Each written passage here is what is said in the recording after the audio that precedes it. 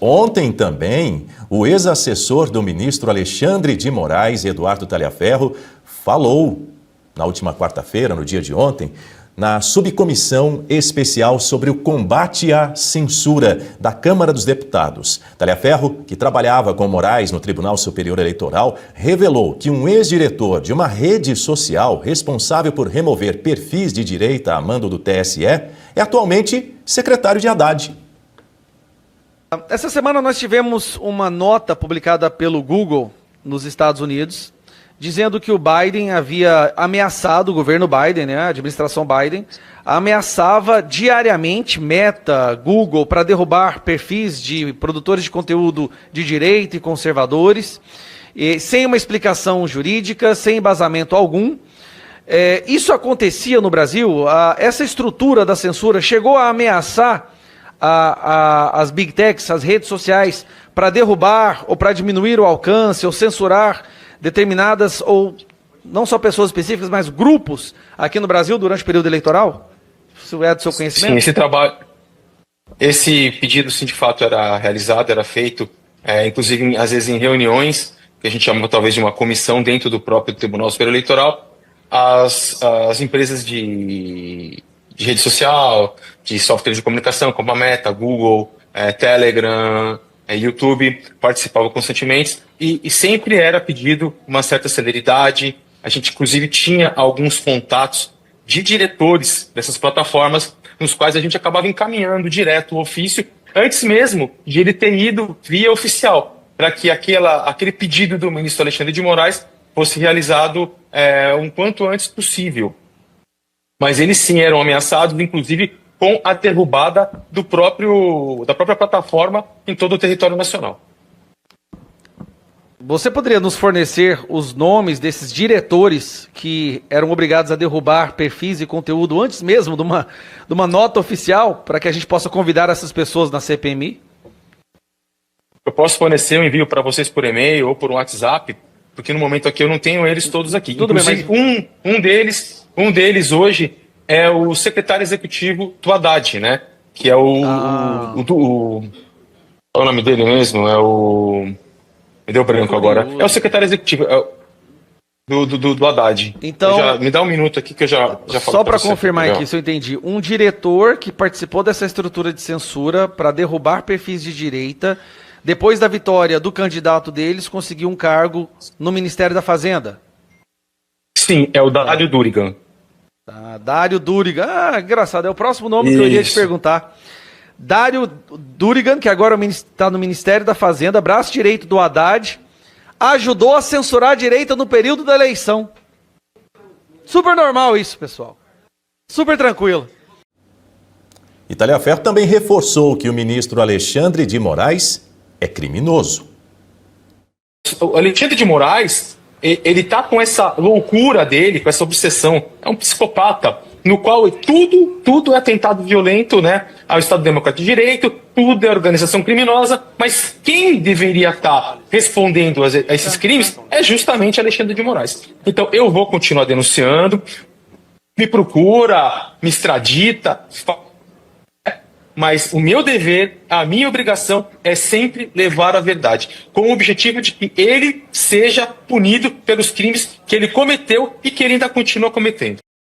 Pois é, Talhaferro foi ouvido por solicitação do deputado Gustavo Gayer, do PL de Goiás. A subcomissão especial sobre combate à censura é vinculada à Comissão de Comunicação da Câmara dos Deputados. Guta Pini de volta comigo aqui na tela. Guta, Talhaferro disse claramente que o ministro do Supremo, Alexandre de Moraes, montou um mutirão de perseguição à direita no TSE. E ele, respondendo ao deputado Gustavo Gayer, ele confirmou a existência de provas de perseguição eleitoral em 2022.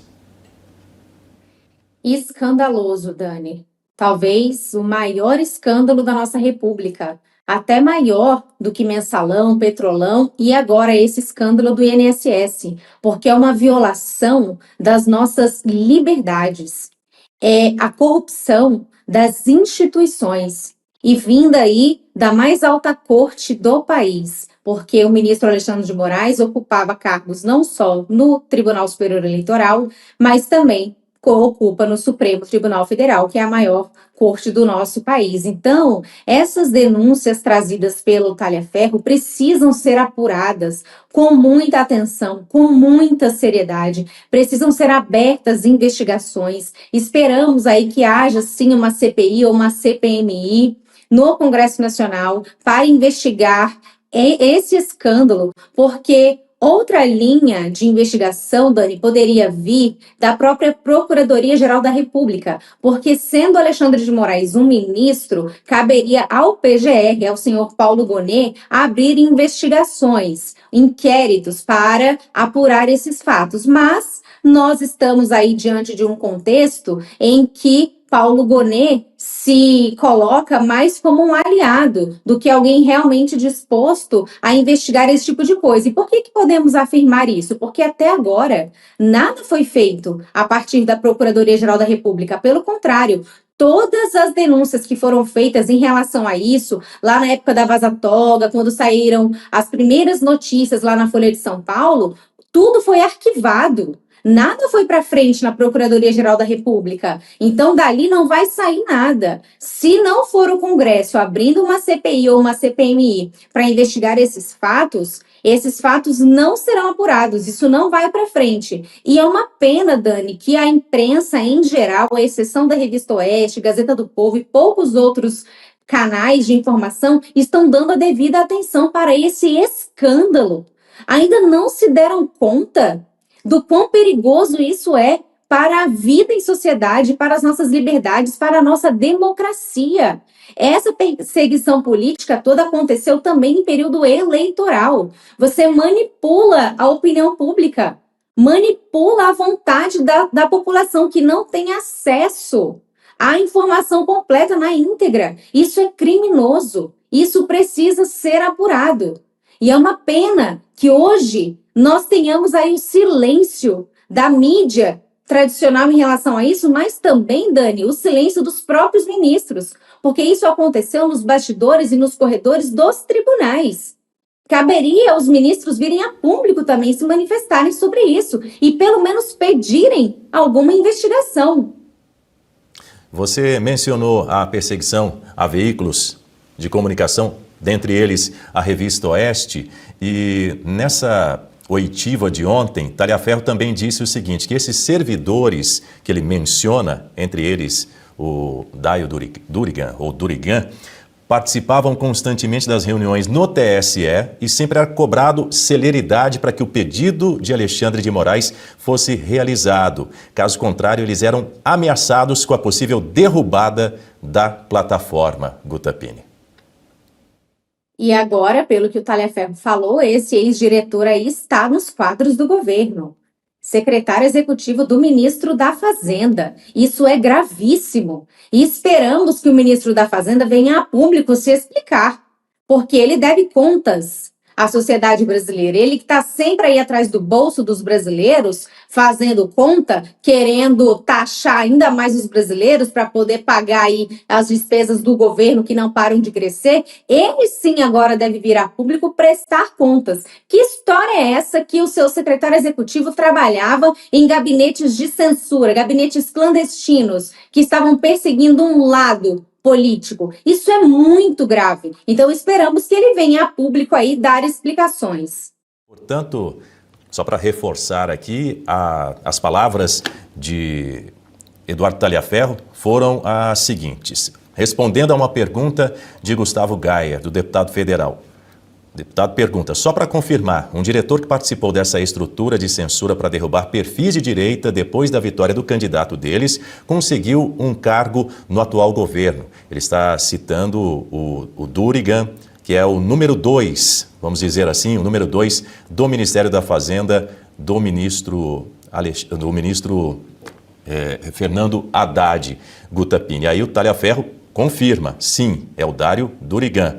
E aí, segundo o ex-assessor, essas plataformas como Meta, dona do Facebook, do Instagram, Google, YouTube e Telegram, participavam dessas reuniões com o TSE e elas eram pressionadas a cumprir rapidamente todas essas ordens de remoção de conteúdo sob ameaça direta de serem bloqueadas em território nacional, ou seja, censura e censura prévia. É o que mais aconteceu nesse período, não é? Censura escancarada, Dani. Todas as evidências estão aí, aguardando que as autoridades se debrucem sobre elas. E pelo que o Talhaferro revelou, essas ordens de derrubada de perfis eram encaminhadas muito antes de qualquer oficialização. Antes que houvesse qualquer publicação, que isso estivesse nas páginas dos processos, isso já era encaminhado, inclusive no celular privado dos diretores, ali para o WhatsApp, para que eles já tivessem acesso rapidamente e tomassem as providências, porque o ministro Alexandre tinha pressa. E isso é o que trouxe o Talhaferro. De novo, Dani, isso é escandaloso. E isso precisa ser apurado e investigado. Não podemos continuar vivendo no Brasil como se isso fosse normal, como se esse fosse o modus operandi natural do Brasil. Nós estamos aí às vésperas de um novo ano eleitoral. E aí, como é que vai ser? E eleições gerais, teremos eleições para a presidência da República, para o Senado Federal, deputados federais, governadores, e vai ficar por isso mesmo? Nós vamos deixar as nossas eleições dentro desse contexto aí de absoluta desconfiança? Não, algo precisa ser feito. As coisas precisam ser investigadas e os culpados afastados dos seus cargos. Até agora, nada. Até agora, eles continuam no poder. Se não fosse a interferência dos Estados Unidos, a aplicação das sanções de lei Magnitsky, nós estaríamos aqui absolutamente frustrados. Porque ainda que essas pessoas continuem aí nos seus postos, pelo menos agora elas não podem mais ter acesso a visto americano, estão aí com contas bloqueadas, sem acesso à rede de bancos internacionais. Isso já traz algum consolo, conforto para o cidadão de bem do Brasil que não aguenta mais viver nessa injustiça. Pelo menos com os Estados Unidos estamos podendo contar. Esperamos aí que as autoridades brasileiras tomem aí coragem de se manifestar, de se contrapor a este regime e possamos voltar então à normalidade no nosso país.